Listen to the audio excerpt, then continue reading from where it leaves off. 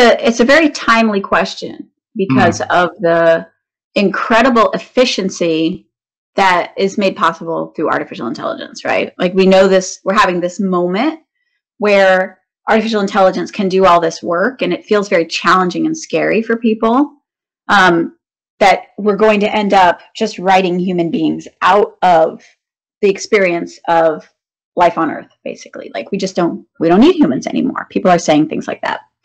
And I think that it's the culmination of a scarcity understanding of the world that is so pervasive, and it does start in schools. But it's this belief about the world that we know its bounds, like we understand what the world is, and it's just this. And as I win, you lose. As this ends, I'm in trouble. It's a very, I think it's a misunderstanding about the nature of life. That actually, and it does get back to leaders, but I think it's like we're all so afraid, like psychologically, we're 10 times more afraid of losing what we have than not getting what we want, right? Like we are so protective of what we already have. It's just a biological thing. But the reality is that when we're losing what we have every day, we lost yesterday, because now it's today. We lost our childhood to become an adult. Like there's loss as part of life, but we've set ourselves against it as a people, like especially as corporate entities, we set ourselves against loss, which is kind of like setting yourself against death. It's like you can if you want, but you will always lose that. Like you're going to die. We're going to lose what we had to get what we want. Like that's just how it is. And so I think that what has happened to leaders is that they're surrounded by a scarcity understanding of the world. They have to protect what they have, and they don't have the skills to realize, they might consciously, cognitively know, I can't get what I want actually without these other people. But other people are messy.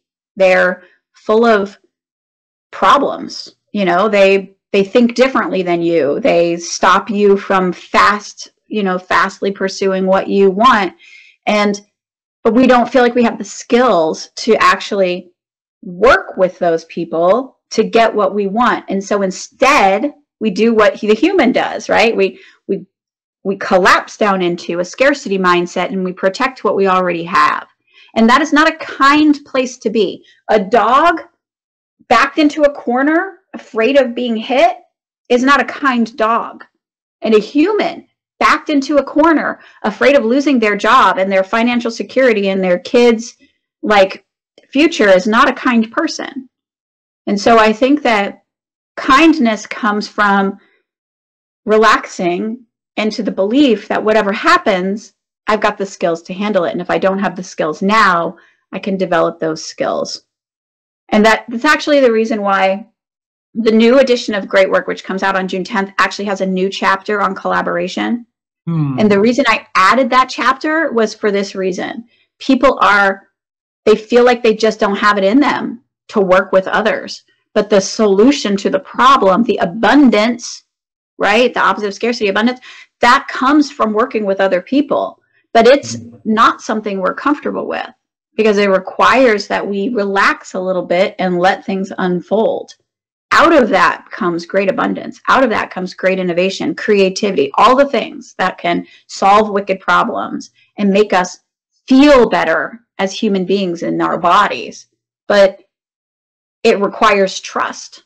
And that is a skill too. So there's all these skills of collaboration that I think leaders know they need to learn, but it feels dangerous to go in that direction because it is a departure from the protective stance that everybody's in right now as they watch the world ricochet out of control around them, whether that's because of AI or divisiveness or nationalism or war or whatever it is.